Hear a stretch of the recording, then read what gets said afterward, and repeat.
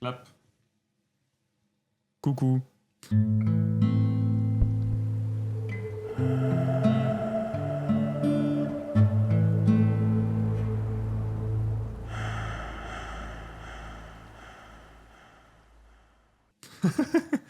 On est apparu là soudainement. Je me disais, est-ce qu'on se mettrait pas un petit timer de 10 minutes? Ouais, j'allais dire, il est quelle heure? Minuteur, 10 minutes. Ah ouais. Non, c'est parti.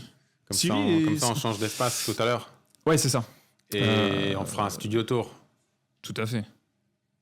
Concentration. Ça, personne m'emmerde.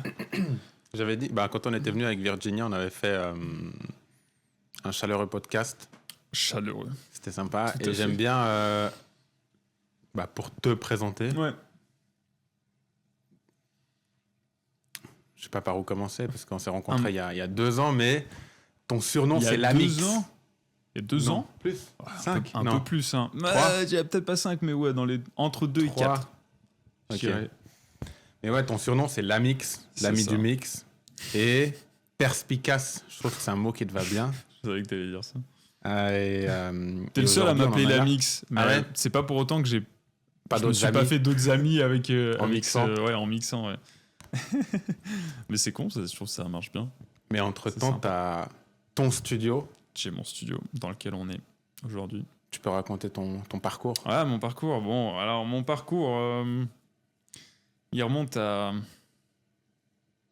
quand je suis arrivé à Paris, tout simplement.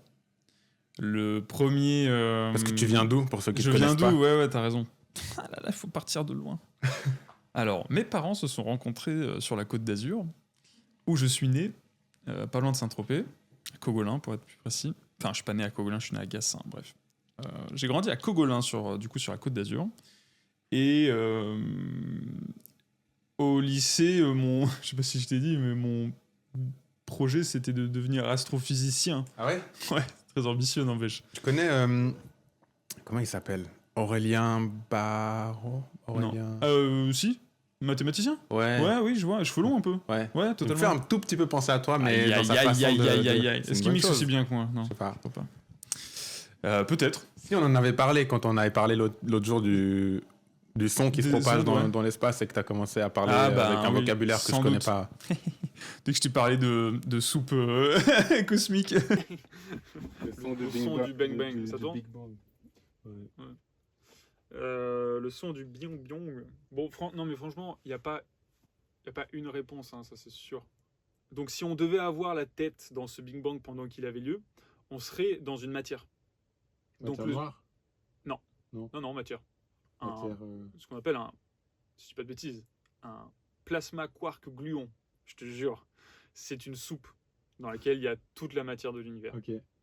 Non, en fait, ouais, je voulais devenir. Le projet, c'était de devenir astrophysicien parce que j'étais passionné d'astrophysique, hein, tout simplement, du ciel. Mais j'ai mon prof de sciences physiques de première m'a mis au test parce qu'il fallait bien, hein, tu sais, pour le dossier. Pour avoir un bon dossier, il fallait me pousser et c'est pas passé, mais c'est pas grave. Du coup, je me suis dit bon, je faisais déjà de la musique depuis quelques années, donc vas-y, on va continuer dans cette direction. Donc j'ai cherché des écoles pour devenir ingénieur du son, mais quand même avec une optique de faire de la musique plus que du son, tu vois. Vraiment, je me disais ouais, je vais aller en studio et faire de la musique. Comme assez naïf en rétrospective, mais bon. J'ai commencé du coup une première année à l'EMC, une école qui est à Malakoff, dans le 92. Une première année dans un cursus qui s'appelait, je crois, production musicale studio. Donc c'était vraiment tout le rêve, quoi. Waouh! Il y a studio, il y a production musicale, c'est nickel, quoi. C'est exactement ce que je voulais faire. Alors, moi, je faisais de l'électro dans ma chambre depuis des années, tu vois, bref. Donc rien à voir. Mais ça nous a... c'était une première année où on a passé quand même beaucoup de temps en studio juste à se familiariser avec l'environnement et faire plein de trucs, faire plein de tests et tout. Mais du coup, pour continuer, parce que je pouvais pas faire juste un an et me dire ingénieur du son, en fait, je me suis greffé au cursus de technicien son, qui se fait en 2 ans, mais du coup, je suis arrivé en 2e année directement, parce que j'avais des résultats corrects, et assez bons pour pouvoir prétendre suivre. Et une 3e année ensuite qui s'appelait ingénieur du son. Donc tu sais, c'est des diplômes qui sont pas reconnus vraiment. Ingénieur du son, c'est pas un vrai diplôme. C'est enregistré au registre national des certifications professionnelles, mais c'est pas un diplôme. T'es pas ingénieur en 3 ans, quoi. Bref. Ok. Et du coup, alors dans ces quelques années d'études, on devait faire des stages parce que c'était des formations en alternance. J'en ai pas fait beaucoup, à vrai dire. J'étais quand même pas mal un feignant, on va dire. Mais truc drôle, mon voisin dans le sud, qui nous a quittés il y a quelques années, mais avait un petit neveu qui était ingé son à Montreuil. Donc nickel, donc j'entre en contact avec lui, je dis ouais, je suis le voisin de ton grand-oncle, tu me prends en stage? Ouais, grave, vas-y. Du coup, c'était à M-Factory à l'époque à Montreuil qui a fermé depuis. Et donc j'ai passé 1 an là-bas en assistant, je sais pas si on peut dire assistant parce que j'étais plutôt stagiaire qu'autre chose, de Pierre le marié, Pierrot qui s'appelle, qui maintenant travaille en Belgique je crois. Et j'ai rencontré un peu du monde là-bas. Et j'ai commencé à voir un peu comment ça se passait dans le milieu. En fait, ça m'a vraiment donné un aperçu des années à venir, en fait, de mon travail d'ingé son au studio des années à venir. Sans que je me rende compte, bien sûr. Moi, j'étais là, je regardais, tu vois, j'étais content. Il y avait des grosses enceintes, ça envoyait, tu vois. Bref, c'était cool. En gros, c'était ça qui importait. Bref, depuis, voilà, j'ai travaillé de studio en studio, entre M-Factory, entre Dead Music dans le 11e, le studio BGA, qui est le studio d'un collègue qui était à M-Factory avec moi à l'époque, dans le 19e celui-ci, et maintenant chez moi dans le 12e, chez Raw Studio, qui est mon empreinte du coup, et plus qu'un studio, alors beaucoup disent plus qu'un studio, mais plus qu'un studio, c'est vraiment mon travail au sens large, et en fait, pour moi, l'entreprise d'une vie, tu vois. C'était un truc qui arriverait à un moment ou un autre, parce que j'étais freelance depuis tout ce temps, donc là c'est le moment de, voilà, j'ai un local, j'ai un studio, c'est le moment de se lancer dans l'entrepreneuriat, le vrai, on va dire, quoi, ce qui est quand même assez... ça va mieux, au début ça me faisait quand même bien flipper, tu vois, de me lancer là-dedans, mais bon, t'es obligé. Et du coup, ben voilà, et tu es toujours parmi mes proches relatifs à l'environnement, à mon environnement de travail. J'ai bossé avec énormément Mais tu d'artistes. peux raconter des anecdotes pour que les gens sachent comment se préparer. Ouais. Et ce qu'il faut éviter de faire avant d'aller... Mais ce qu'il faut éviter de faire, c'est venir en studio sans parole, déjà. C'est quand même un truc de fou. Moi, je m'y attendais pas, mais le jour où ça m'est arrivé, j'étais assez déboussolé quand même de voir quelqu'un débouler en studio avec une instru et ouais, vas-y, on va écrire et tout. Bon. Alors, il y a 2 problèmes là-dedans. C'est que du coup, moi, je travaille pas. Et en plus, tu gaspilles ton argent, mais c'est vraiment dommage. Après, je me dis, tu sais, peut-être je dois me rappeler, on va dire, d'une certaine sélection naturelle, entre guillemets, tu vois, où si tu gaspilles ton argent en studio comme ça, je vais te dire, je peux pas te sauver, tu vois.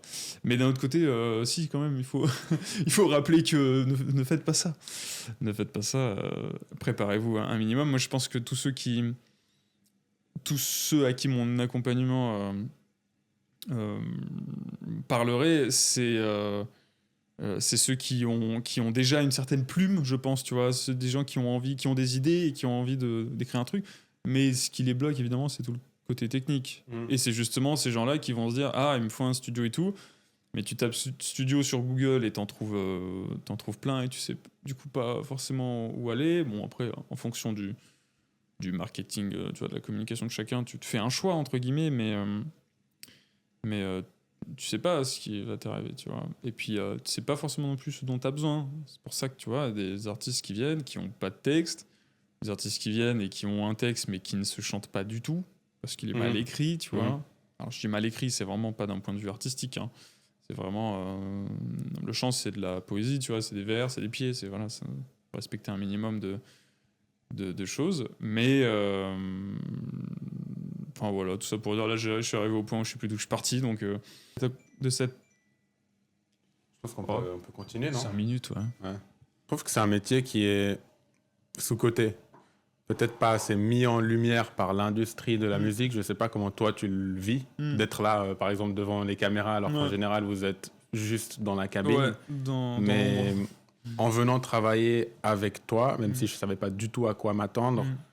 c'est ce que j'ai le plus apprécié dans ton accompagnement. Mm. Mes textes, ils étaient écrits, Ouais. et on pourra mettre des images parce qu'on a filmé la façon dont on travaille ensemble, même avec un texte écrit selon le son, le beat, le timing de la musique. Il y aura quelques phrases qu'il faut réadapter Ouais. parce que quand on est dans une prise de voix, par exemple, on se rend compte que ce qu'on a fait à la maison, Totalement. ça ne passe plus de la même façon au studio. Et le fait Parce que de tu l'as travailler écrit de tête, entre de guillemets. tête, mais même Ouais. si tu as ton instru, Ouais.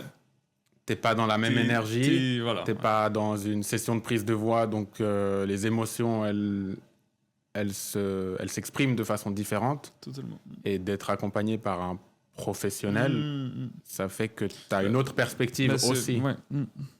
Et Moi, je résumerai quand même que tout ce qu'on dit du métier d'ingé son, c'est que on est là pour sublimer des idées. On n'est pas là pour réparer des trucs, tu vois. Et ça fait partie du métier, hein, attention, hein, que de sauver des situations où il y a une erreur qui a été faite et qu'il faut rattraper, ou je ne sais quoi, tu vois. Ça fait partie du truc, mais de base, il faut partir de quelque chose de bien artistiquement, bien techniquement, évidemment. Sinon, ça tue un peu l'engouement qu'on a en tant qu'ingé son, tu vois, que de devoir... en plus, c'est même pas forcément un truc qui s'adresse qu'à nous, les ingés. C'est vraiment tout métier un peu artistique où on te donne un truc, on te donne une mauvaise direction, ou tu vois, on te prend un peu comme un ouvrier, entre guillemets, et du coup... toi, t'es là à devoir, entre guillemets, sauver une énième fois la situation parce qu'on t'a fourni des mauvaises prises, parce qu'on t'a fourni de mauvaises indications et tout. Et parfois, on n'y peut rien, tu vois. Donc parfois, on se dit juste, bon, bah là, j'ai été payé pour réparer un truc de merdique, tu vois, je vais le faire, et puis c'est tout, tu vois. La prochaine fois, j'espère que peut-être qu'ils m'entendront en leur disant, les gars, quand vous enregistrez, essayez de pas clipper le préampli, quoi, enfin, par exemple, tu vois. c'est quoi les idées que tu as envie de sublimer? Parce que... C'est des émotions. Mais lesquelles? Qu'est-ce que tu as Ce que la musique, dans un contexte précis, ce que la musique véhicule comme émotion. C'est de la mélancolie, c'est de la joie, c'est de la colère, c'est tout plein de trucs. Ça peut être très vague, hein, dit comme ça, des émotions, tu vois, mais tous les effets qu'on a, les EQ, les compresseurs et tout, c'est pas des machines à joie ou à pleurs, tu vois. C'est des machines qui traitent l'audio d'une certaine manière, et en fonction de comment tu les utilises, ta musique passe de quelque chose qui... on comprend une idée, elle te fait chialer, quoi. En gros, hein, tu vois. Et pour que les gens puissent... Enfin, si tu as envie, mais pour que les gens puissent apprendre à te connaître en tant que personne, c'est quoi qui, dans la vie, par exemple, te rend mélancolique ou joyeux, si on veut partir dans une good vibe? Tu sais quoi, on va parler de mélancolie et de joie. Pour l'instant, c'est intéressant. Ma joie, d'où elle vient, ma joie elle vient principalement de mon confort de vie actuel, qui est pas le meilleur non plus, parce que je considère que je suis très stressé, je suis très, tu vois, je subis quand même pas mal la vie à Paris, tu vois, enfin tout ça. Mais à part ça, un rien peut me rendre très joyeux. Le simple fait d'être à la maison, au calme, il y a ma copine, il y a mon chat, tu vois.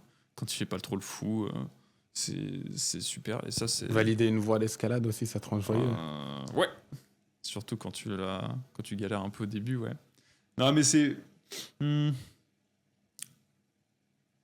Bon, on peut faire la distinction entre la joie et le bonheur, tu vois. Mais toutes ces choses-là, c'est des choses qui se diffusent dans le temps. Moi, quand je rentre à un bloc que je me voyais pas rentrer, ça me rend heureux sur les minutes qui suivent. Et quand tu y repenses après, tu te dis, quand même, tu vois, j'ai fait de la route, en fait. J'ai fait de la route pour en arriver là, donc c'est une récompense parmi d'autres. Et puis, quand tu rentres à la maison et que tu as un foyer, finalement, c'est pas un truc que tu accomplis, c'est juste tu rentres dans un espace qui, finalement, reflète, pareil, un accomplissement de vie, je pense. Parce que tu n'arrives pas à Paris... faut travailler, quoi. Faut se donner. Voilà, moi, je viens du Sud, encore une fois. Bon, il y en a qui vont se dire, ouais, il vient de la Côte d'Azur et tout, il a rien foutu de sa vie. Peut-être. Mais bon. Et alors, par contre, la mélancolie, en vérité, il y a quand même à part l'art, il y a très peu de choses qui me rendent vraiment triste. Même j'ai du mal parfois à assez faire le deuil de la mort d'un proche, tu vois. Sans doute un mécanisme de protection, tu vois, un truc qui me dit non, mais oui, c'est triste, tu le reconnais, hein, t'es pas malade totalement, mais tu l'intellectualises. Parce que je te l'ai dit, t'es une des personnes les plus intelligentes intellectuellement que je connaisse. Est-ce que ton processus de deuil, il passe par ta tête plutôt que ton cœur, et du coup, ça fait que t'as l'impression que t'es pas moi, je pense que mélancolique? C'est ça. Ouais, je pense que c'est ça. Est-ce que, donc, dans cette vision-là, est-ce qu'en fait, il s'agirait pas juste de débrancher son cerveau le temps que... Ou de faire le lien entre le cerveau et le cœur. Ouais, peut-être, ouais. Peut-être. Tu vois, c'est un truc qui est tout bête.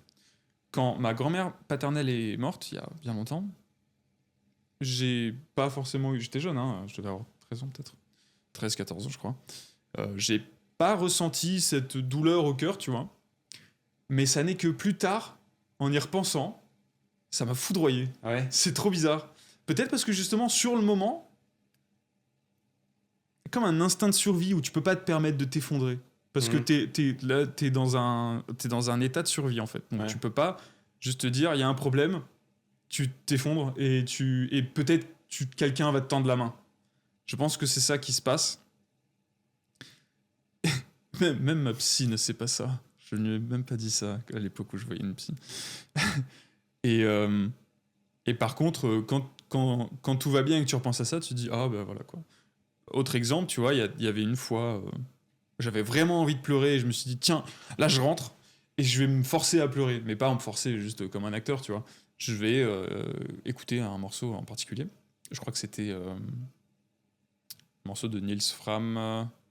C'est pas Ré, c'est Says, je crois. Ouais, c'est Says. Qui est une sorte de morceau de classique contemporain.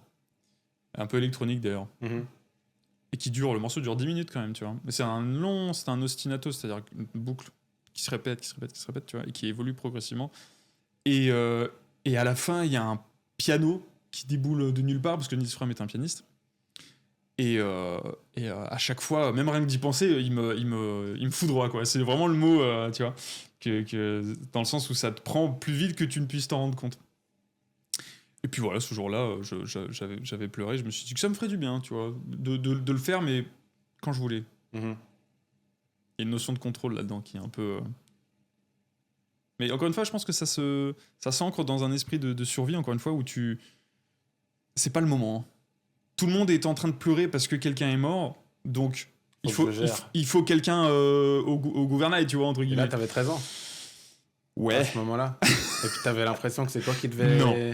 Non. Là, aujourd'hui, c'est la sensation que j'ai, c'est en recherchant dans ma tête, dans mes souvenirs, c'est ce que je me dis, mais non, c'est pas du tout le sentiment que j'ai eu à l'époque. À l'époque, je subissais le truc, je me posais pas de questions, tu vois. Ok. Ouais. Bon, on a parlé de la mort, hein. Zut alors. Tu veux qu'on change? Ouais, on va changer. Hein, tu veux faire dans cet espace, tu parlais de sublimer les idées artistiques. Et ton domaine, c'est le son, sublimer le son. Et comme tu as dans tes formules ou dans le travail que tu fais, je sais plus comment tu l'appelles, mais l'empreinte sonore. Ouais. Tu as genre le truc basique. Ouais. Et après, tu peux... Ah, dans les formules podcast Alors oui, il y a pour que les gens puissent se rendre compte. Ouais. En fait, c'est simple. La formule podcast basique comprend seulement l'enregistrement avec le décor, le studio, bref, la qualité d'enregistrement que je propose. Mais pour certains besoins, il y a la formule avancée qui propose le mixage de l'épisode, des épisodes, ça dépend. C'est une question du temps que ça prend, mais le mixage d'un podcast prend pas non plus trop de temps. Enfin, après, il y a l'édition, hein, c'est autre chose aussi, s'il y a besoin d'édition. Mais la plupart du temps, non. Et après, l'empreinte sonore, c'est dans le cadre où tu veux... t'as un sujet particulier ? de podcast, une émission particulière. Ouais. Du coup, tu as envie d'un jingle particulier. Ah, t'as donc envie tu d'un- mettrais toi les sons. C'est ça. Voilà. Ok. Une ambiance. Nature, par une exemple. ambiance sonore. Voilà, c'est ça. Bon, après, un Ou bien podcast. mélancolique. Ou bien mélancolique ou bien joyeux. Mais le podcast n'a pas besoin d'une ambiance de nature en fond, c'est juste une empreinte qui va vraiment rappeler à l'auditeur qu'il est en train d'écouter tel truc. Mais c'est un jingle, par exemple. C'est un truc en début de, tu vois, en intro, en outro. Donc forcément, il y a un peu c'est un petit boulot de composition et de sound design, d'habillage sonore. Ok. Ouais. Ok. Voilà. On peut passer à un autre espace et, Ouais, passons à un autre et espace. apprendre à te connaître différemment. Oui, Go. faisons ça. Je suis chez moi, après tout, hein, je fais ce que je veux. De quoi on parle cette fois-ci, Palmyre? Changeons de sujet un peu. Laissez parler de moi. J'allais justement parler de toi. Non, mais parler de toi Tu es pour... obsédé, vraiment. pour expliquer... Enfin, expliquer. Dire pourquoi... Enfin, la relation, en fait, Qu'on a. qu'on a Ouais. et l'importance de la relation, je dirais, quand tu crées une chanson Ouais, avec les personnes avec qui tu travailles. bien sûr. Ou plutôt, tu peux donner ton point de vue, l'importance de la relation que tu veux nouer avec les artistes. Et si tu veux, tu peux en exemple baser sur la nôtre et on mettra au montage, comme on avait filmé Dick ta mère et Hymne au père et tout ça. Et pour que les gens puissent se projeter concrètement. Quelqu'un qui ne te connaîtrait pas et se dire « Ah, mais ça pourrait être sympa de faire une chanson, que ce soit pour le plaisir ou de façon un peu plus professionnelle, entre guillemets. » Moi, ce qui me vient à l'esprit, c'est de te répondre, en fait, parce que... Enfin, à quoi tu t'attendrais le moins, entre guillemets. C'est-à-dire que pour moi, les meilleures collaborations, entre guillemets, c'est celles qui se font sans trop de communication. C'est-à-dire que... Bon, je m'explique, hein, mais... C'est-à-dire que quand je rencontre un artiste, hein, je fais une première session, tu vois, et que sans même forcément qu'on se dise, tiens, qu'est-ce qu'on pourrait faire, si ça, comme ça, tu vois, bah, que naturellement, moi, je me mette à tester des effets, tester des choses, tu vois. Un truc que beaucoup de gens aiment, c'est les cuts dans la prod. Dès que tu coupes la prod un peu, tu sais, sur un moment, ça fait toujours un effet. Donc, si tu le fais bien tout de suite, tu gagnes des points, on va dire. Mais moi, vraiment, les collaborations qui me semblent être les plus saines, on va dire, les plus naturelles, c'est celles où finalement, je capte tout de suite, tu vois, ce que tu veux faire. Et moi, je te propose quelque chose qui n'est pas forcément ce que tu imaginerais, mais qui potentiellement marche. Et si ça marche, c'est bénéf, on continue comme ça. Mais sinon, c'est surtout quand même une entente avec les artistes, parce que j'ai vu beaucoup de gens passer dans mes studios, là où j'ai bossé. Et bon, bah, il y en a avec qui ça clique, d'autres avec qui ça clique pas, hein, tout simplement. Faut pas forcer à ce niveau-là. Mais moi, avant même d'enregistrer, s'il y a un feeling avec la personne et qu'on peut s'entendre, tu vois, sur un certain truc, je me dis qu'il y a un truc à faire. Il y a un truc à faire. C'est quoi tes premiers souvenirs, du coup, de ou de nos collaborations? Moi, je me souviens dans le drop de... Je crois que c'est dans Animal où tu as fait un cut. Sourire fait parfois mal car dans sa tête dans un coin, elle sait qu'à cause d'un mal, certaines ne verront pas demain. L'homme est une espèce d'animal. Ouais, bah, ça tu fait... vois. Tu vois. Et après, on avait directement une vibe d'humour. Pour moi, c'est important de pouvoir... parce que c'est une sorte de... d'intimité ou de vulnérabilité à travers l'humour, quand tu peux taquiner les gens. Et moi, je me souviens, les premières blagues que je te faisais, c'était ah, mais en fait, t'es un artiste, tu fais des propositions et tu sais ce que tu fais. Quand tu t'y attends pas, c'est intéressant, c'est sûr. Et pour poursuivre dans ce que tu dis, c'est important d'avoir ça, parce que sans ça, je pense qu'il y a toujours un sentiment, non pas de gêne, mais de timidité, de retenue. Et en fait, en studio, il faut être à nu, entre guillemets. Il faut être capable de dire quand c'est pas bien et quand c'est bien. Et ça veut pas dire qu'on respecte pas l'autre, ça veut pas dire qu'on se moque. On peut se moquer, hein, mais tant que c'est tout ça. Tant que ça va dans les deux sens. Mais c'est le plus important, hein, je pense, justement. Et tant que ça reste assez contrôlé, mais quand tu travailles avec des gens de manière un peu professionnels, dans le sens où du coup c'est des clients. Enfin, moi en tout cas, je me retiens de ne pas faire non plus le guignol, tu vois, parce que sinon on n'en travaille pas bien. Mais puis c'est pas forcément pertinent, c'est pas très productif. Mais voilà, il faut être capable d'être franc en vérité. Et moi, je pense qu'aujourd'hui, je suis pas capable de l'être à 100%. Il y a des artistes à qui j'aurais dû dire non, ça c'est pas bien, ça vraiment, je pense que c'est pas bien. Mais parfois, c'est juste une question de point de vue, tu tu vois. t'adresser à eux face caméra. Il y a de la visite. Je pense qu'aujourd'hui encore, j'ai du mal à. Parce qu'il y a des sessions avec des gens, tu vois, je sais pas encore qui c'est, je les rencontre qu'au moment de la session, tu vois. Donc tu sais pas à quoi t'attendre. Du coup, comment dire, Prends trop de pincettes, t'as l'impression? Ouais, mais je pense que t'es un peu obligé. C'est juste une précaution, tu vois, pour pas être trop brutal. Mais peut-être que certains gens avec qui tu vas gagner justement d'entrée en disant non, écoute, tu vois. Le problème, c'est que du coup, tu jongles un peu entre l'autorité, on va dire, et juste voilà, être quelqu'un d'un minimum compatissant, tu vois. Tu pourrais dire, moi, j'ai tellement de. Malheureusement, je pourrais dire tellement de rappeurs et que j'ai enregistré, tu vois, et à qui j'aurais pu dire, ben, je trouve que c'est pas bien, mais peut-être que ça ne regarde que moi, ça n'engage que moi, et peut-être que t'as pas forcément l'ambition de faire plus, tu vois, parce qu'il y a plein de gens qui rappent comme ça, entre guillemets, tu vois. Ouais. Mais quand tu dis pas bien, c'est dans quel sens? C'est dans le sens où soit ça ne se distingue pas de ce qui se fait sur une certaine scène, soit il y a trop d'erreurs de rythme, tu vois, d'erreurs des rimes qui sont pas bonnes, tu vois, je veux dire, parfois il y a des morceaux de rap où il y a pas une punch, tu vois. Il y a pas un truc où je me suis dit ah ouais, ça c'est marrant, c'est un truc propre au mec, tu vois. Il y a des sessions comme ça, donc on passe un peu, comme tu dis, sous le tapis, tu vois. Je vais mettre, on retrouvera l'image dans le rush, mais dans Dick ta mère, quand on a fait la prise de voix, il y a un moment dans le rush où, et en voyant le rush, je me suis dit ah, il capte le délire, mais tu sais, t'es très stoïque, je dirais, en tant que personne. Tu vas dire ah ouais, c'est pas mal, ou et du coup, t'es en train de faire tes réglages son. Et je sais plus ce que j'ai dit, mais tu fais juste ça. C'est vrai? Ouais. Tu m'avais dit... tu sais plus du tout ce que tu m'avais dit? Je crois que c'est... Si tu crois que les hommes et les femmes sont pareils, tu ferais mieux de changer d'avis, un truc comme ça. Je sais plus ce que c'était. Et puis tu fais... En gros, j'avais dit ouais à l'artiste, quoi. T'as validé Trop drôle, sans rien dire. Ouais. Non, il n'y a pas de débat dans les choses qui sont simples et logiques. Les différences entre les hommes et les femmes sont simplement biologiques. Pas de science infuse, défiant d'un mot, biologie en 4 sciences de la vie. Tu crois que les hommes et les femmes sont pareils, tu te trompes et tu ferais mieux de changer d'avis.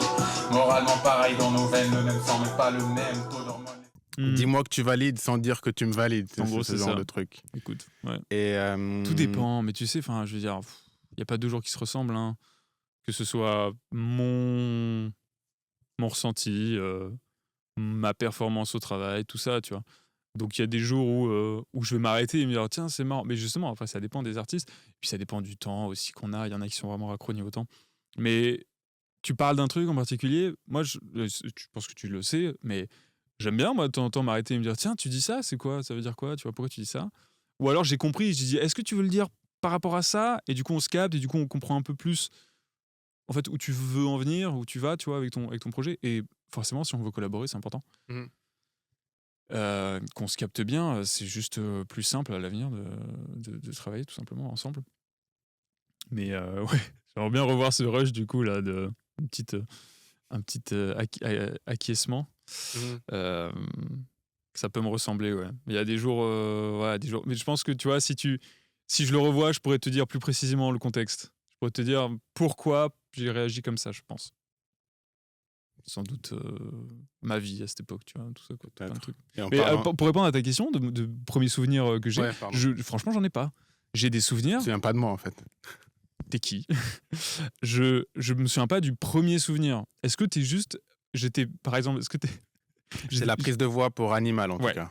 Ça, je sais, mais est-ce que c'est juste j'étais dans le studio en attendant que mon artiste arrive et t'es venu, bonjour, voilà, ça s'est passé comme ça? Dehors, c'était dans la cour et ok. je crois que tu nous as ouvert la porte et on s'est checké et j'ai dû dire Touche le mur. Il a l'air sympa, il a l'air cool. Pour moi, Je te dis tout de suite. le premier ressenti, la Ouais. première impression, elle est importante pour moi. L'instinct, ouais. Même si c'est important de prendre le temps de s'ouvrir à quelqu'un. Mais Totalement. justement, pour Mm. un projet aussi intime et vulnérable, Ouais. c'était la première fois Ouais. que j'allais chanter en studio. Il faut que... Mm. Totalement. Ça me fait penser ce que tu dis, désolé, peut-être aller poursuivre, mais il y a trop de gens que je rencontre, que je greet, on dirait en anglais, que je salue, enfin tu vois, que Accueille. j'accueille, voilà, et que j'accueille avec une certaine énergie, un certain enthousiasme, qui n'est pas en C'est retour, pas réciproque. qui n'est pas réciproque. Et du coup, mon sourire, en 2 secondes, Ça tue la vibe. il tombe comme ça, quoi. Je me dis, bon, ok, c'est bon, les prochaines 4 heures, elles vont être particulières. Longues, ouais. Tu t'allais poursuivre sur un truc, mais... Je pense que les premières discussions un peu plus profondes qu'on a Ouais, eues, ouais. qui n'étaient pas juste essaye avec cette Plus intonation, d'aigu, là. Ouais. c'est quand on a commencé à parler de nos papas. Ah, ouais. Ah, c'est marrant, ça. Et là aussi, Sur le juste- titre, du coup, Ouais. hymne. Ouais. Bah, forcément, hein. Parce que du coup, plus que de parler de politique, tu Oui, vois, de de société, relations sociales et tout, Mhm. ouais, c'est le père, c'est en effet un sujet qui touche un peu plus profondément chacun, je pense. Mhm. Donc, forcément, en parler, ça demande une certaine vulnérabilité, ça demande à être dans un certain contexte. On fait pas ça n'importe comment. Et ben, moi, en fait, je te connais peut-être mieux que des amis à toi, mais différemment, en fait. Mhm. Je te connais mieux, mais par un axe bien précis, plutôt musical, plutôt artistique, tu vois. Et finalement, toi aussi, tu vois. c'est l'inverse. Hein, ouais. Et tu te livres moins. Enfin, tu te livres pas, parce que moi, je te raconte ma vie Bien à sûr. travers mes chansons. Ouais. Enfin, je te raconte Ouais, ma vie. ouais, Je ouais, raconte ma vie à travers mes chansons, Totalement. mes états d'âme. Mm. Et Jusqu'à ce que je passe de du l'autre coup, côté. je les ouais. partage. Ouais. Ouais. Du coup, à ton tour, Ouais. raconte-nous ta vie, tes états d'âme. Toi qui veux tant parler de toi. Là, maintenant. Euh, Non, mais tu voulais, enfin, pas parler que de toi, et c'est pas Mm. le but non plus, c'est de te présenter. Ouais. Tu veux parler de quoi, du coup? On peut faire Je pense que pas moi- forcément de transition, mais ce qui est- mais ouais, de mais la ce qui- vie en général ou... Ouais, ben, mais ce qui est intéressant avec nos discussions, c'est que je pense qu'elles montrent très bien qui je suis, en fait. J'ai pas besoin d'en dire plus. Au contraire, si tu vas me dire, moi, je pense pas que je puisse te dire qui je suis avec des mots. Ça, t'es très, Tu le montres. totalement. Ok. Je suis comme ci, je suis comme ça. À la rigueur, et je suis pas du tout de ce culte de l'astrologie, mais parfois je trouve que dire que je suis bélier, ça peut expliquer pas mal de choses, tu vois. Mais je suis pas du tout du genre à dire toi t'es quoi taureau, ah ouais, non mais grave, Ah, tu moi, vois, les je suis taureaux, pas je fais pas, du ouais. tout comme ça, tu vois. Mais pourtant, avec en plus mes amis qui sont béliers, notamment mon meilleur ami avec qui je fais de la musique et tout, c'est un sorte de dénominateur commun, tu vois. On se dit un peu, on a un peu les mêmes défauts pour les mêmes qualités aussi potentiellement. Et ça serait quoi, tes défauts et tes qualités? Bah, pour moi, le bélier, c'est simple. Je réagis toujours avant de réfléchir. C'est d'une évidence. Déjà dans le caractère un peu du bélier, où tout ce qu'il trouve de mieux à faire, c'est de se fracasser le crâne contre ses potes. Et juste, ouais, trop de fois, en fait, je réagis sous l'impulsion, tu vois, sous le feu de l'action, dans le feu de l'action, sans trop réfléchir, juste en lisant un truc. Et en plus, je le lis mal. Donc en fait, je suis un con, tu vois. J'aurais pas du tout dit ça de toi, par exemple. C'est vrai? Ouais. Ouais, parce qu'on n'a pas Justement, on n'a comme pas je te cette disais. relation. Peut-être. Mais peut-être que. Ou alors peut-être que c'est arrivé, mais pas de manière assez, on va dire, évidente. Tu vois. Oui, ou peut-être que c'est juste pas dans la dynamique de notre relation. Totalement, Parce que T'es de quel signe, toi? Gémeaux. Comme mon père. Ah, t'es Tiens. comme mon père, toi. Ah, ça y est. Non, moi, c'est marrant, du coup, si on doit parler de ça. Je ne vais pas m'éterniser là-dessus, bien sûr, parce que, encore une fois, je ne suis pas sectaire de l'astrologie, mais j'ai jamais réfléchi, ni pour ma mère, ni pour ma sœur, ni pour mon père, à ce que leur signe astrologique pourrait dire sur ce que je connais d'eux. Juste faire un rapprochement, tu vois. Mhm. Je vais peut-être y réfléchir un peu, du coup. C'est intéressant. Et en même temps, c'est con, hein, mais du coup, encore une fois, je suis pas là-dedans, donc tout ce que je sais, c'est que le bélier, il est comme ci, comme ça. Il est chaud. En plus, il y a ce truc mon thème astral me dit que je suis né. Je crois que je suis né. J'ai Mars et le Soleil ou je sais pas quoi. En gros, un sorte de bélier pur sang, quoi. Tu vois. Donc, Parce que je suis né le 21 mars, du coup, à l'époque, c'était le printemps. Je crois que c'est passé au 20 mars, ou je sais plus. Tu m'as pas invité, c'était il y a une semaine. Mes jeux anniversaires. Merci. Oui, c'était il y a une semaine tout T'avais pile. combien? 27. C'est un âge qui m'impressionne un peu quand même parce que 26 m'a pas fait cet effet. C'est bizarre, mais 27, peut-être que en visualisant ma vingtaine, 27, c'est vraiment le dernier tiers, on va dire, avant les 30 ans. Et en plus, c'est surtout par rapport à ce qui m'arrive avec ce studio et tout, j'ai plus l'impression d'être un adulte que jamais. Mm. Mais c'est Les fou. responsabilités qui arrivent. Totalement, ouais. Moi, le Et- prochain, c'est 30. Ouais. Et tu le vois comment, du coup? Comme tu dis que tu arrives dans le dernier tiers de la vingtaine, la trentaine, ça représente quoi? Oh, la trentaine, je préfère pas y penser. C'est vrai? Non, c'est pas que je préfère pas y penser, mais c'est Ok. juste que j'ai Moi, j'ai des j'ai potes assez qui de me disent, soucis maintenant. parle-moi pas de ça, j'ai peur de la Non, trentaine. non, moi j'ai pas peur. J'ai peur de pas faire attention et que je me réveille à 60 ans. Ouais. Mais je pense qu'on est dedans. Et Là, t'es dans le vif du sujet, là. totalement. 27 ans plus ce qui m'arrive, ça me fait me dire, bon, il faut te bouger plus que jamais. Mais je crois que je me dis ça tous les ans. Tous les ans, j'ai une situation différente. J'ai du boulot, j'ai des responsabilités, encore une fois. Donc, mais là, j'ai un bébé entre les mains, qui est ce studio, et qu'il faut pas s'en occuper n'importe comment. Mais et mon père, pour le coup, qui pourrait faire l'inverse, il pourrait me dire ouais, bouge ton cul, fais le bien, tu vois. Lui, il me répète pas mal que hey, t'inquiète, hein, première année, deuxième année et tout, ça risque de pas être fou, mais c'est normal. Même, il me disait que lui, il avait. Enfin, j'ai envie de dire, c'est pas tout le monde qui crée une société à 27 ans, je crois. Hein. Mhm. C'est quand même assez Je crois rare. pas. Hein. La freelance, c'est très commun aujourd'hui. Hein. Tout le monde peut être freelance dès 18 ans, c'est super facile à faire. Mais devoir créer une société et tout ça, c'est autre chose. Et je pense que comme tout dans la vie, aujourd'hui, je suis un newbie là-dedans. Et le but, c'est d'improviser et de faire semblant qu'on n'improvise pas. Et comme pour élever un enfant, tout ça, quoi. Se marier, tout ça. On n'a pas été formé à ça, donc on le fait et puis on essaie juste de le faire du mieux qu'on peut.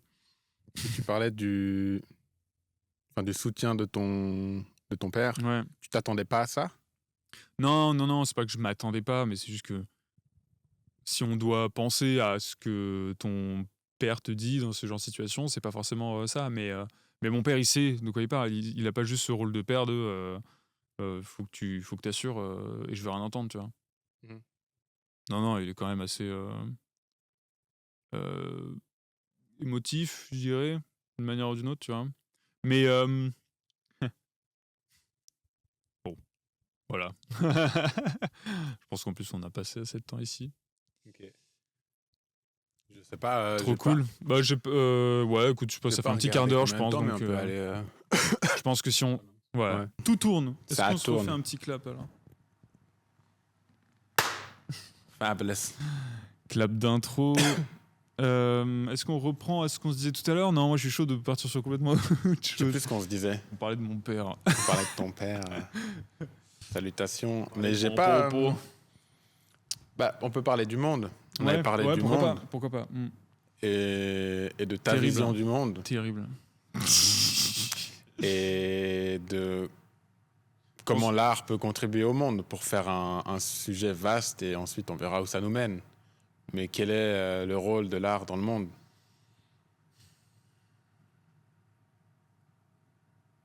Je pense que l'art aujourd'hui il sert plus à occuper les gens qu'à changer le monde. C'est bien, hein. C'est pas une Ouais. mauvaise chose. Mais je veux dire, aujourd'hui c'est dur de changer le monde de manière, parlons de manière drastique. Hein. Il y a des gens qui votent par millions pour un Trump et il y a des élections auxquelles personne ne vote. Il y a trop de boulot, tu vois, trop de choses qui doivent changer si on veut se dire que on peut faire quelque chose, on peut changer le monde. C'est une grosse machine en mouvement et là je vois pas du tout comment on pourrait changer ça. Et je pense que l'art, à part réconforter les gens d'une manière ou d'une autre, je suis pas sûr de voir comment il peut vraiment changer les choses. C'est une trop grosse boule de neige en fait qui a lieu, j'ai l'impression. Et puis surtout aujourd'hui, toi-même tu le sais, hein, avoir des discussions avec certaines personnes c'est compliqué. Alors imagine lui dire non mais regarde ce film qui parle de ça. Pas possible. C'est trop compliqué pour des gens de vraiment s'investir là-dedans, tu vois. Donc voilà, après, je pense qu'à à notre échelle, on peut toujours faire un petit truc quand on peut, tu vois. Et c'est quoi que tu voudrais faire à ton échelle? Ben, Ou que tu fais à ton échelle? comment dire, mon métier, déjà, c'est bien, dans le sens où il y a des gens qui ont... Il y a des gens pour qui, on va dire, pour dire simplement, il y a des gens pour qui c'est thérapeutique que de faire de la musique. Ouais. Tu leur permets de faire ça, c'est quand même beau comme activité, Contribution, comme ouais. contribution, ouais. Mm. Que de base, c'est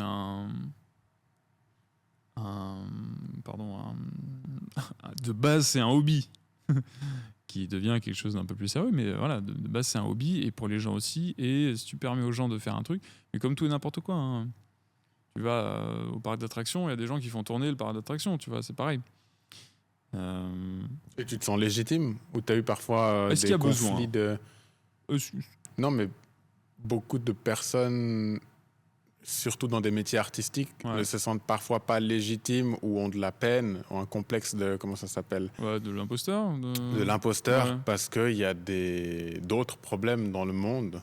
Est-ce que Ouais, tu as non, déjà mais eu c'est ce conflit Personnellement, non. Non. Heureusement, parce que je pense que sinon, on peut plus rien faire. On est trop paralysé. Et des gens se... Et moi, je le dis totalement, hein. Il y a la guerre dans le monde, mais j'y peux rien. Mhm. Je l'assume, tu vois. Et des gens, ils vont me dire, si, tu peux quelque chose. Moi, je pense fermement que je n'y peux rien. Donc, je vais me concentrer à ce que je fais de mieux. C'est ton côté bélier, ça? Peut-être. Oui, d'être assez sûr de certaines de mes positions, sans doute. T'as dit ça comme ça. Il voulait me troller. Non, ouais. Je pense que déjà, je pense qu'on essaie tous de faire quelque chose. On essaie tous de contribuer, tu vois.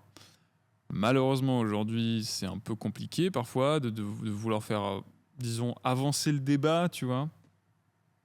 C'est pas évident toujours. Tu vois, toi, pour le coup, c'est ce que tu fais, et je trouve ça immensément respectable, tu vois, d'aborder les gens. Et moi, c'est ça que j'aime vraiment bien avec certains journalistes un peu nouveaux, tu vois, c'est d'aller voir les gens et de juste leur poser des questions le plus pertinemment possible. Et du coup, quand ils disent un truc, on dit oui, mais vous savez que tac, sans forcément prendre de parti, mais juste dire est-ce que tu as pensé à ça? Est-ce que tu réfléchis à ça? Qu'est-ce que ça voilà.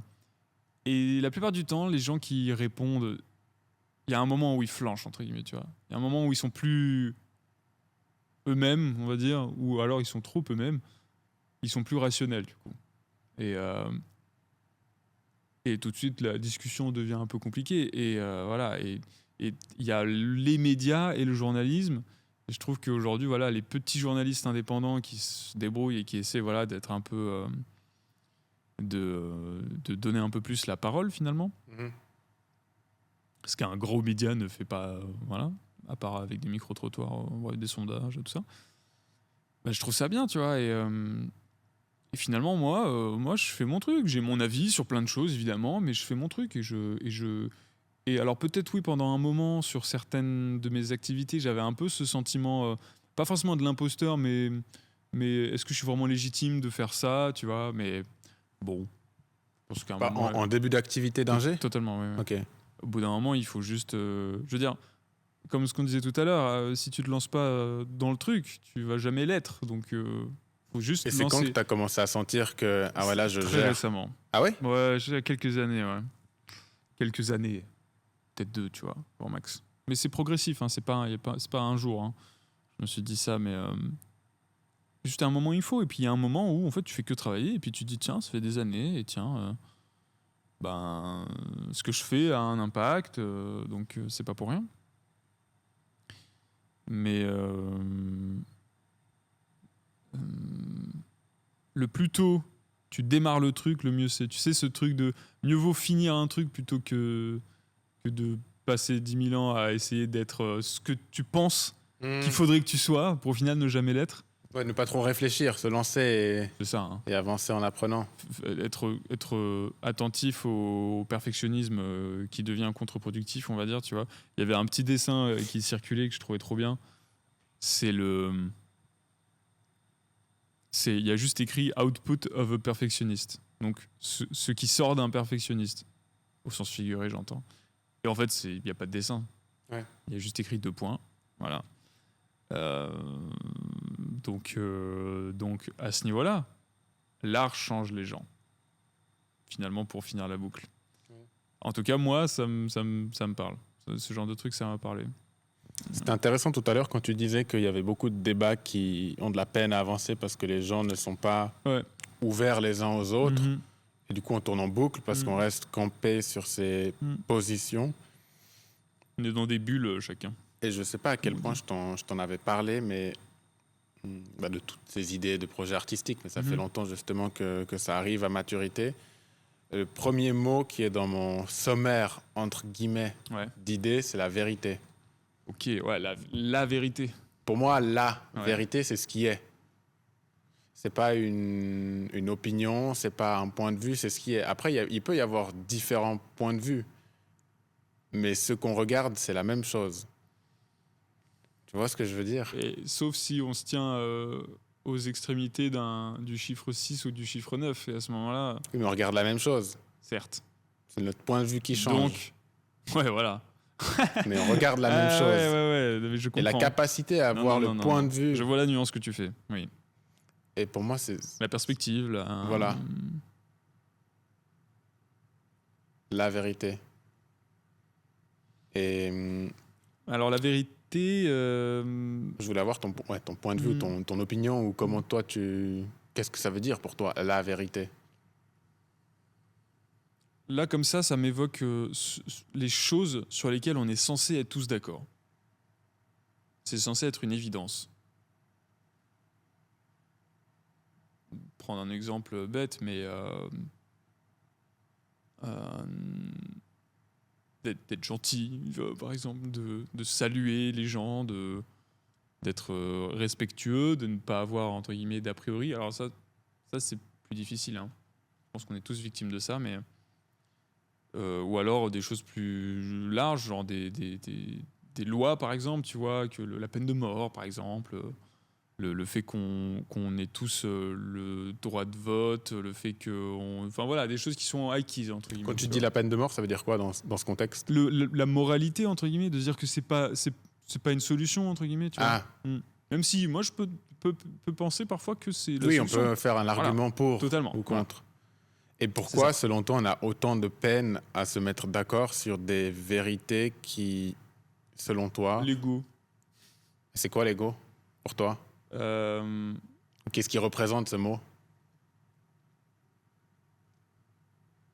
C'est l'idée que tu te fais de toi-même, c'est ton individualité, c'est ce qui te différencie des autres ? Certainement pas la dernière, mais... c'est un peu les limites qu'on s'impose à soi-même. Les limites auxquelles les autres ne doivent pas empiéter, entre guillemets. Ne doivent pas traverser, dépasser. Moi, je pourrais m'énerver si t'es pas d'accord avec moi, tu vois. Ou si tu dis un truc auquel je suis pas d'accord. Je pourrais m'énerver parce que tu dis quelque chose qui, dans mon esprit, dépasse ma logique, on va dire, ma vérité, tu vois. Et le gros problème, il est là. C'est le gros problème. L'unique problème. Le problème. Sans quoi tout irait bien. C'est que c'est notre plus gros défi, je pense, que d'arriver à faire la différence entre ce qu'on pense et ce qu'on est. Peut-être. Tu penses que t'es quoi ? Des grosses questions. Je suis bélier. Je pense que comme toi, je suis un avocat de la vérité. Et parfois, ça peut vouloir dire être l'avocat du diable. Tu me perçois comme un avocat de la vérité ? Je crois, ouais. Ça voudrait dire quoi, dire ou dans quel sens ? Ou qu'est-ce qui te fait me percevoir comme ça ? Ça voudrait dire que dans un contexte dramatique théâtrale, je pourrais mourir pour penser ce que tout le monde ne pensait pas, alors que j'ai toutes les preuves qui font que ce pourquoi je me bats, c'est la vérité. En gros, c'est ça. Ok. Euh, Tu me mets la pression de ouf, là. Est-ce que tu es prêt à mourir pour la vérité? C'est difficile. Hein. Il Oh, est, tu sais il qu'on- est tout ce qu'on dit- 13h15. Ouais, mais ouais. je trouve qu'on est dans... Enfin, Ouais. Et pour que justement les Mhm. discussions avancent, Mhm. on verra dans quel contexte. Mais moi, j'aimerais bien, avec les personnes avec qui je travaille, Ouais. si on a des formats podcast, reprendre plus ou moins où on en était. Pour ne pas être en boucle Ouais, sur t'as raison. t'es un G-son, T'as tu raison. fais. Si vous voulez vraiment apprendre à connaître Casper, C'est clair, ouais. parce que je le connais pas si bien que ça non plus, vous pouvez Ouais. apprendre à le connaître Mm. via mon point de vue et ce qu'il aura à partager. Et là, ça m'a fait tilt quand on a commencé à parler d'ego. Ouais. Enfin, c'est ce que C'est sans c'est doute un c'est chapitre quand à... tu l'as sorti, quand tu Ouais. te demandais c'est quoi la vérité, c'est quand Ouais. on est confronté à un ego ou Ouais. l'ego des autres. Ouais, j'ai et dit ça. je sais pas non plus exactement ce que veut dire le mot ego, mais je pense que c'est un Moi, je pense qu'à ce point moment-là, qui pourrait être une transition pour les prochaines et exactement, repartir de l'ego. je suis bien d'accord. Qui sommes-nous? Tu veux que je ramène des Lego la prochaine fois? Non, mais j'allais dire, en plus de ça, ça peut être bien. Moi, j'aimerais bien être plus, aller encore plus loin et juste, par exemple, on parle d'un truc, viens, on le définit. Viens, on cherche la définition d'un truc, tu vois. Et vraiment, on est comme si on était en train de chercher, comme si on était en train de vraiment de philosopher au sens le plus pur, on va dire. Ouais, je suis très intrigué, mais juste avant que tu me dises ça, oui, je disais la vérité. Je disais, je sais pas si t'as entendu cette histoire de... Mais je crois que j'ai oublié depuis, parce que ça remonte. Hein. Ça m'est arrivé de raconter ça, mais de la mort de Socrate, je crois. Non, Qui je connais pas est mort à cause de la démocratie, entre guillemets. En montrant que si les gens ont voté en majorité, je mourrai parce que j'aurais tort ou je ne sais quoi. Il y a un truc comme ça. Et ça montre bien que, en fait, s'il y a assez de gens pour penser à un truc, tout tombe à l'eau, entre guillemets. Le principe de démocratie, il fonctionne, mais il est manipulé par une idée avant d'être juste l'opinion des gens. Parce que l'opinion des gens, c'est particulier, c'est pas... c'est le résultat de la vie de chacun et de ce qu'il a entendu et de ce qu'il a vu. Et en fonction d'où on vient, en fonction de qui on est. Voilà. Mais ce truc de Socrate, j'aimerais bien le ressortir Ouais. mieux. Ça sera Ouais, l'occasion j'ai un en introduction la prochaine Ouais. fois. Socrate a dit. Mais c'est intéressant ce que tu viens de dire par rapport à la démocratie et que un principe existe-t-il seulement en fonction de ce que la majorité Mais c'est ça. se fait comme idée de ce principe, Ouais. plutôt que ce que le principe lui-même est. En plus c'est des mouvements qui changent tous les demi-siècles, quoi. Il y a 50 ans, on pensait pas pareil sur plein de trucs. Donc voilà, c'est un gros mouvement, quoi. Un gros mouvement et qui n'est ce qu'il est aujourd'hui que parce qu'il a été autre chose avant. Et encore une fois, voilà, d'où viens-tu?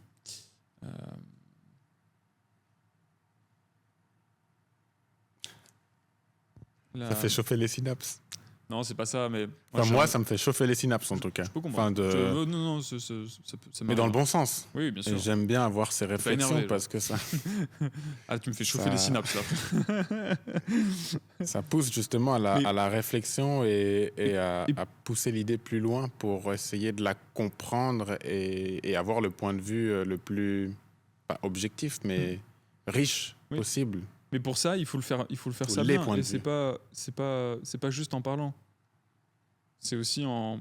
Parfois, tu vois, j'ai besoin de 30 secondes pour réfléchir à un truc, tu vois. J'ai besoin de vérifier quelque chose sur Internet, j'en sais rien, tu vois. Faut pouvoir faire le ça. temps de Ouais. laisser Ouais, de l'idée laisser se gamberger créer. l'idée, ouais, totalement. Ça fera des discussions intéressantes. Ouais. J'ai Bon, hâte. égo pour la prochaine fois. Ouais. Mic drop. Clap de fin ou un mot pour la fin Un mot pour la fin. de présentation ou de comment tu te sens ou d'avoir parlé. C'est quoi, une des premières fois que tu Bon, parles aussi longtemps devant une caméra? Peut-être pas, Non. à vrai dire, je sais pas. Mais c'est assez peu commun. La en première effet. fois que tu parles autant dans ton studio, de ton studio, de Peut-être, toi, de C'est ton peut-être ego. sans doute la première fois où je suis vraiment l'acteur principal, ouais. Dit comme ça. Mais un mot pour la fin, Pour la Moi, suite. moi, Un mot pour la suite. un mot pour la suite, t'as raison. Ego. Ego et bonne journée. Ego et c'est parti. Ego et c'est parti. Et let's go. Bon, merci. Mais merci à toi Et c'est pas fini. et à bientôt. Ouais, à très vite. On fait un... Ouais, un premier tour de chauffe. Ouais. Dis-moi si c'est- Je connais par cœur, mais je sais que... Attention si t'as des bijoux. Ouais, je viens de sortir les clés de la poche. C'est bon. Vas-y, je te lance.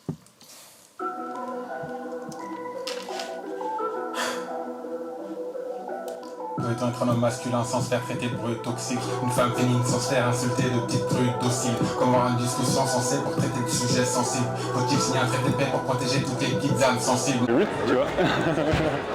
Quand je parle en son, toujours. On va me prendre pour un gros geek. Je suis un gros geek, hein, clairement. Je ne nie pas du tout l'accusation que je me suis portée à moi-même. C'est noir. Non, non. Tac, tac. Et t'es censé aller... C'est une autre, ça, ou c'est la même? Non, c'est la même. Tac, tac, tac, tac. Ok, bah on va voir. Hein. On va bien voir.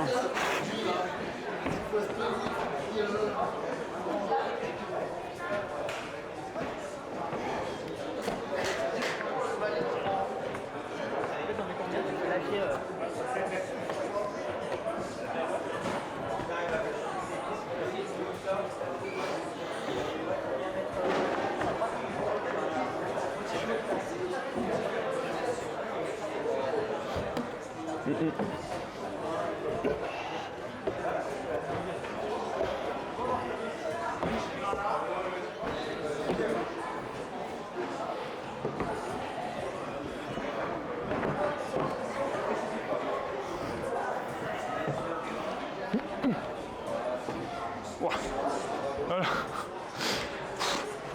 Jamais je tiens les deux mains là-dessus. Merde. Et en même temps, il n'y a qu'une barre, hein, donc peut-être que mettre une main, ça suffit. Très sucré. Et en gros, il n'y a pas de sujet particulier, mais juste l'intro que j'aimerais faire, c'est si tu peux te présenter en tant qu'artiste. Bien sûr. Comment En fait tant ton portrait qu'artiste. d'artiste. Déjà, je trouve que dire qu'on est artiste, c'est quand même un gros titre qu'il faut porter comme il faut, entre guillemets. Dans le sens où on a beau faire de l'art, dire je suis artiste, ça veut dire que j'ai une sorte de... Enfin, moi, je me... Mais du coup, par exemple, pour toi, ça veut dire quoi? Parce qu'en venant, je me suis fait la réflexion, à part mes potes qui sont hockeyeurs, Ouais. t'es la seule personne que je connais qui vit de sa passion. Figure-toi que parmi mes potes avec qui j'étais au collège et au lycée, c'est aussi un peu le cas. Sauf depuis pas longtemps, même si ça n'a pas la même dimension, j'ai un ami qui a fait des études d'audiovisuel et qui du coup maintenant bosse dans la vidéo, donc il bosse un peu dans son domaine, tu vois. SO Fab. Mais, SO quoi? SO Fab, je disais shout out. Gros coucou ouais. Fabien. Fabien, si tu regardes ça. Mais non, parmi mes potes, c'est vrai que beaucoup de fois, ça m'est revenu en Caps, tu vis de ce qui te passionne depuis très longtemps, quoi. Donc en effet, c'est quelque chose qu'on a tendance à un peu oublier, mais parce que je veux dire, il y a des journées cool et des journées moins cool, bien sûr, mais quand tu fais un certain nombre de journées moins cool, tu te dis bon. Alors ouais, je fais de la musique parce que j'enregistre des artistes et tout, et quelque part c'est un peu ma passion, mais bon, parfois tu fais des sessions, elles sont pas très enrichissantes, pas très, comment tu dis, épanouissantes. Mais pour autant, oui, en vrai c'est ce qui se passe, et peut-être que me le rappeler un peu plus souvent, ça m'aiderait à être un peu plus tranquille dans ma tête, tu vois. Dire Ça que stresse des fois?